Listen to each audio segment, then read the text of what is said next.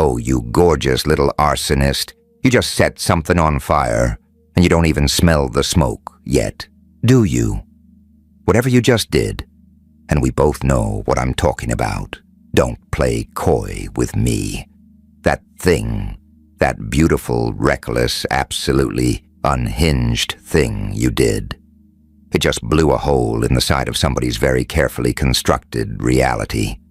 And now there's rubble everywhere. And they're standing in the dust going, What?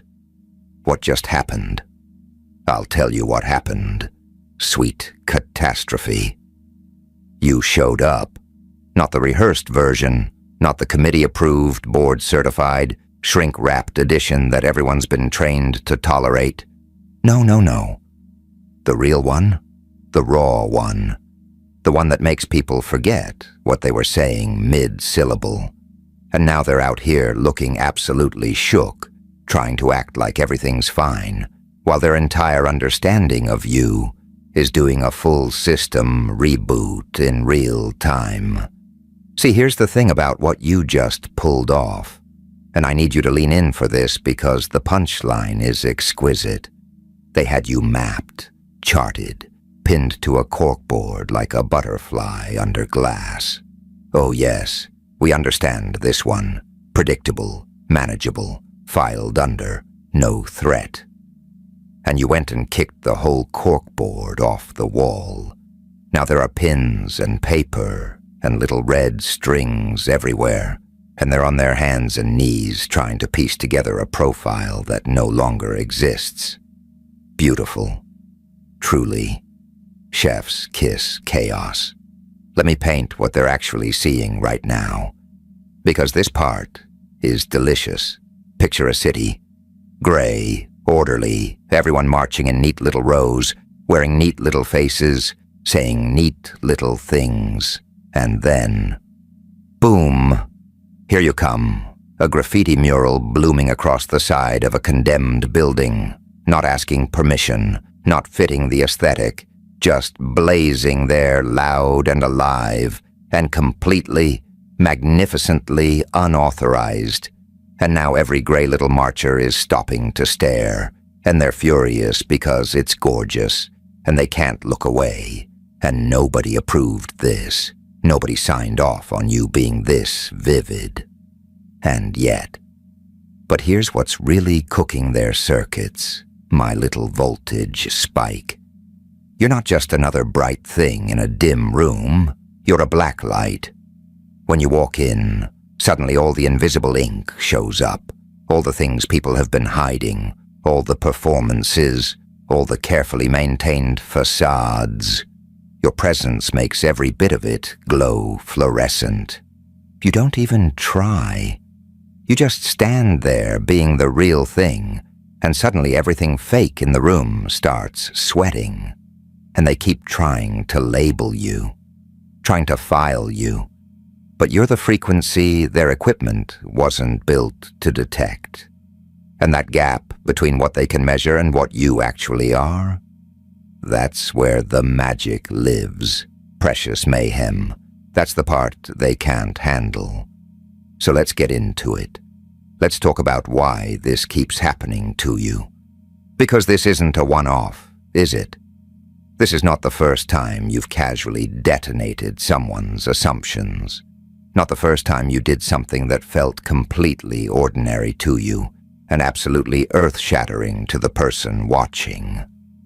There's a pattern here, and it's got roots deeper than you think. You know that moment, and I know you know it because I can see it written all over you. That sliver of time right when you wake up.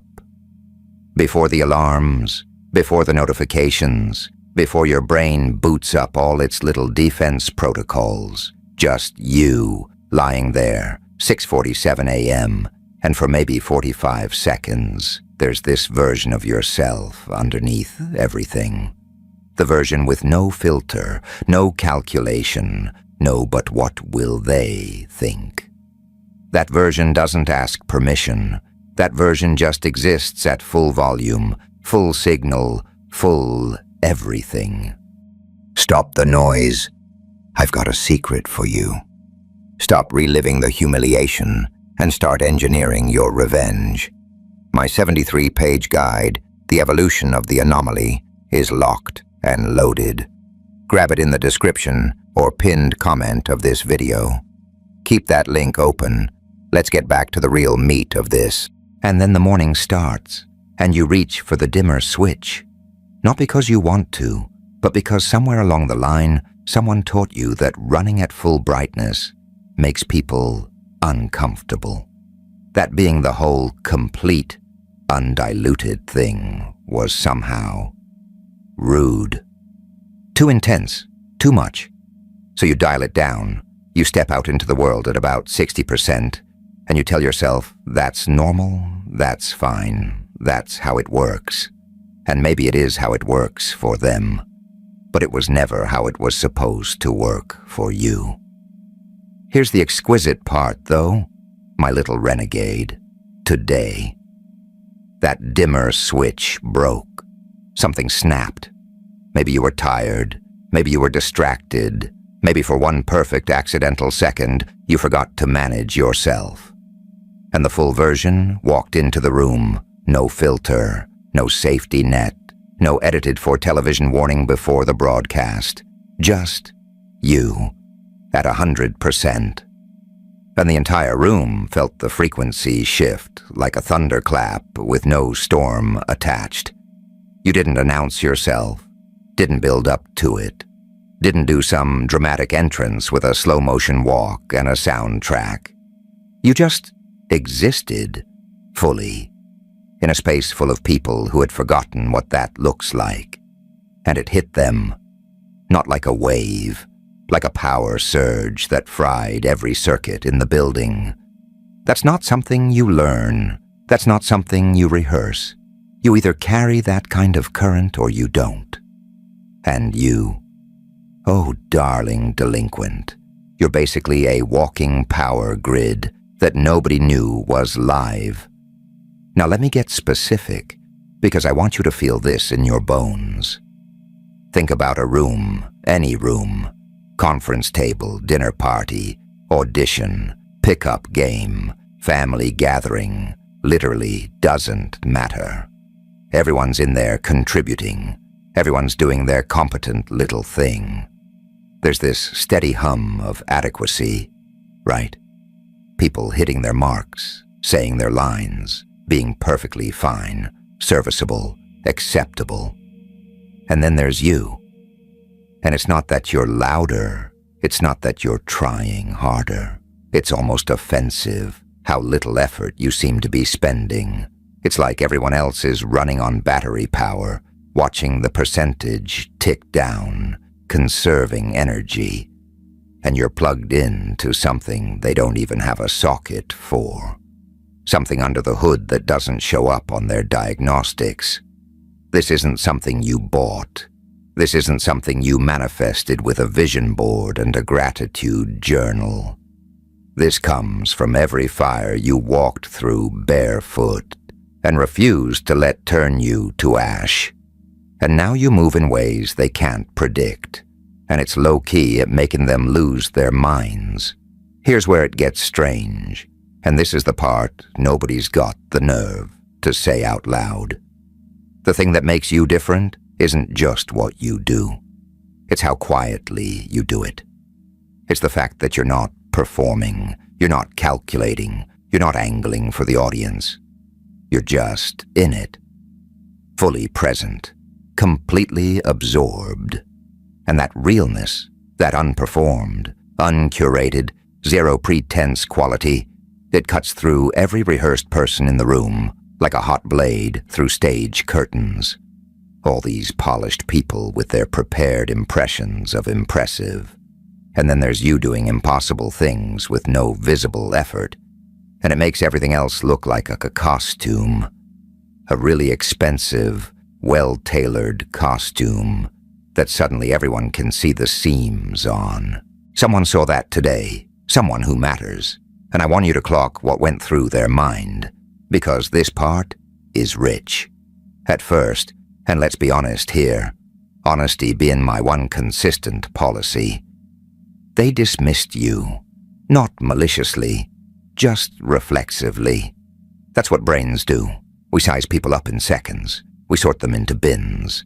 And in your first 30 seconds in their world, you registered as fine, baseline, another face in the room.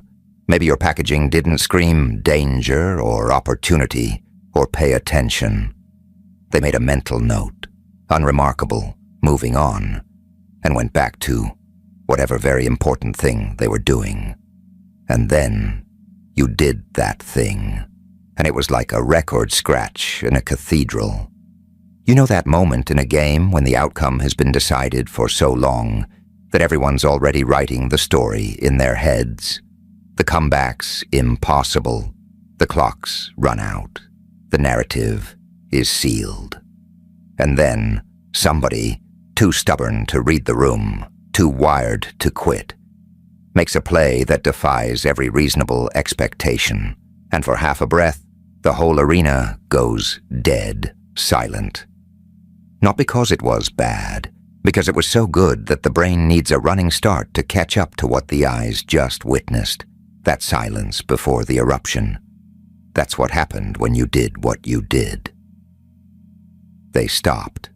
They looked again, and the thought that crawled through their mind, word by devastating word, was, "Wait, I miscalculated. I completely, embarrassingly miscalculated." You're the twist ending they should have seen coming but didn't, because they were too busy reading the wrong story, and honestly, they were waiting for you to crack under pressure, but instead, you leveled up right in their faces. And now, they're looking at you like you're a glitch in their operating system because you flat out refused to run their software. And here's what makes this absolutely unhinged in the best possible way. You were just being you. You weren't saving your best. You weren't deploying some strategic masterstroke. You were just there, fully there. And that fullness of presence, that's the thing they'd never encountered before. Because most people are in the room while simultaneously producing a live documentary about being in the room. Watching themselves, editing themselves, monitoring their metrics, adjusting their performance in real time.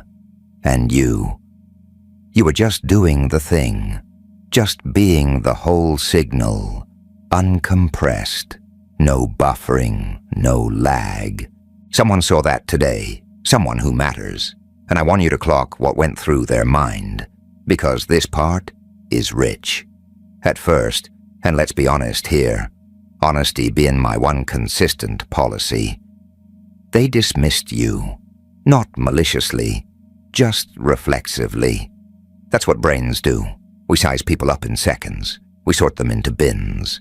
And in your first 30 seconds in their world, you registered as fine, baseline, another face in the room. Maybe your packaging didn't scream danger or opportunity or pay attention. They made a mental note, unremarkable, moving on, and went back to whatever very important thing they were doing. And then you did that thing, and it was like a record scratch in a cathedral. You know that moment in a game when the outcome has been decided for so long that everyone's already writing the story in their heads? The comeback's impossible. The clock's run out. The narrative is sealed. And then somebody, too stubborn to read the room, too wired to quit, makes a play that defies every reasonable expectation, and for half a breath, the whole arena goes dead silent. Not because it was bad, because it was so good that the brain needs a running start to catch up to what the eyes just witnessed, that silence before the eruption. That's what happened when you did what you did. They stopped. They looked again, and the thought that crawled through their mind, word by devastating word, was, "Wait, I miscalculated. I completely, embarrassingly miscalculated." You're the twist ending they should have seen coming but didn't, because they were too busy reading the wrong story, And honestly, they were waiting for you to crack under pressure, but instead, you leveled up right in their faces. And now, they're looking at you like you're a glitch in their operating system because you flat out refused to run their software. And here's what makes this absolutely unhinged in the best possible way. You were just being you. You weren't saving your best. You weren't deploying some strategic masterstroke. You were just there, fully there. And that fullness of presence. That's the thing they'd never encountered before. Because most people are in the room while simultaneously producing a live documentary about being in the room. Watching themselves, editing themselves, monitoring their metrics, adjusting their performance in real time. And you were just doing the thing, just being the whole signal, uncompressed, no buffering, no lag. That's the rarest commodity on the planet. And it's not talent, not skill, not charisma. It's completeness. The absolute willingness to be the entire unapologetic, unedited thing you are. Without the defensive crouch that 99% of the population lives in permanently, hunched over their own glow, like they're afraid someone will see how bright they actually are. Now, my sweet saboteur, I want to go deeper, because there's something moving behind the curtain that you haven't clocked yet. Something already in motion that nobody sent you a memo about. That person who saw you today. They didn't just shrug and scroll past. Something activated in them, not just, oh, that person's impressive. Something deeper. Bone-level recognition. The kind where you see something real and some part of you vibrates in response like a tuning fork finding its frequency. They felt a resonance. And here's the thing about resonance. It doesn't dissipate. It lingers. It follows you around. It makes you replay the moment at 2 a.m. It makes you tell other people about it. It makes you want to orbit whatever produced that feeling. So while you are out there just being your magnificent, oblivious self, this person was already rearranging furniture in their head, already reshuffling priorities. They've encountered talent, sure. They've seen clever. They've met impressive. But they have never, not once, encountered someone who carried what you carry. And it's doing something to them. They're already thinking, I need that energy in my world. Whether that's professional, personal, creative, the category doesn't matter. What matters is they saw something they can't unsee, and now they're trying to close the distance between their life and whatever that beautiful, terrifying thing was. And the thing is, you. Let me ask you something, and I want you to sit with it. Do you know how many people drift through their entire existence never once getting that reaction from another person, never stopping a room, never making someone rebuild their entire mental model from scratch? Not because they lack talent, not because they aren't good at what they do, but because they are permanently, relentlessly running the edited version, the pre-approved, pre-tested, triple-filtered version that's been passed through 17 layers of but what will they think of me? And the result is fine, competent, safe, and completely, instantly forgettable. You are not forgettable, and you know this. Somewhere in that quiet early morning version of yourself, the one before the filters boot up, you know that what lives inside you has never been average. Not once, not ever. You've always been reading the world from a slightly tilted angle that nobody around you quite shared. You'd look at a situation and immediately see the 5 hidden floors beneath the surface that everyone else was just skating across. You'd be in a conversation and hear what people weren't saying louder than what they were. You'd walk into a room and feel the actual temperature of it before a single word was spoken. That's not normal. And I mean that as the highest possible compliment, because normal is the most boring thing I can imagine being. That's something else entirely. You're not just different. You're first edition, unrepeatable, the prototype that broke the mold so thoroughly nobody can manufacture a second one. And maybe when you were younger, that something else felt like a defect. Maybe it made you weird, or too sensitive, or too intense, or hard to read, or a lot. Maybe people looked at you and didn't know what to do with you, and their confusion felt indistinguishable from rejection. Maybe you spent years, darling, quietly learning to shrink, making yourself smaller, more palatable, more manageable, more like the thing people seemed comfortable with. And here's the part that breaks my cold, chaotic little heart. You got really good at it. You got so good at managing your own wattage that you almost forgot what running at full power felt like. You'd catch glimpses, that morning stillness, a burst of creative flow, a conversation where you accidentally said exactly what you meant and watched it land like a perfect strike. And you'd feel that surge, and then immediately, instinctively, you'd pull back. Too much, too bright, dial it down, don't spook the civilians. But what you did today, that was full wattage.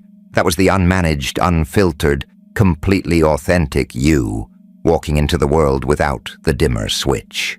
And the response, the shock, the awe, the people who can't stop talking about it, the ones who are already scheming ways to get closer to you. That response is your answer to every single moment you ever spent making yourself smaller. That response is the universe tapping you on the shoulder and saying, "See? See what happens when you stop apologizing for what you are." And I know what your brain does next. Because I know that brain. It's a fun brain. Chaotic, I respect it. The next move is to try to reverse engineer it. Figure out why it worked so you can bottle it, replicate it, systematize it. Or maybe the next move is to worry, to decide it was a fluke, that you got lucky, that next time they'll see through it, that the other shoe is hovering somewhere above your head. Stop it. It wasn't a fluke. You can't replicate it on purpose because it only works when you stop trying to engineer anything and just show up as the full, uncut thing. And they're not going to see through it because there's nothing to see through. What they saw was real. It was the most real thing in the room. That's exactly why it hit the way it did, the way you handled that, whatever it was. That wasn't ego. That was something raw and unmanufactured moving through you. And you didn't just survive the moment. You alchemized it. You took scrap metal and forged a crown in real time. And they watched you do it with their jaws on the floor. Here's what's about to happen next. And listen carefully, because this is the part people miss when they're too busy being anxious about the outcome to notice the doors opening around them. Someone in your orbit. Could be someone you already know. Could be someone entirely new. Is going to come back around. They're going to find a reason to reach out, to reconnect, to show up. And it might not look like what you expect. It might come through a side entrance, through a mutual connection, through a message or a situation that looks coincidental, but is actually laser-focused on you. Because people who feel that resonance don't just forget about it. They follow it. They find ways to be in the same room as that energy again. They'll keep checking on you, expecting you to have dimmed, only to find you burning brighter than ever.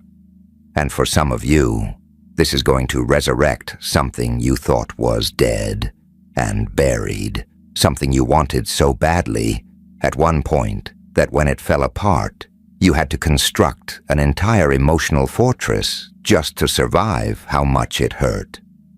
You had to talk yourself into believing you didn't want it anymore, that the rejection was the answer, and the answer was fine, and you'd moved on. But you hadn't moved on. You'd just gotten really good at not looking in that direction.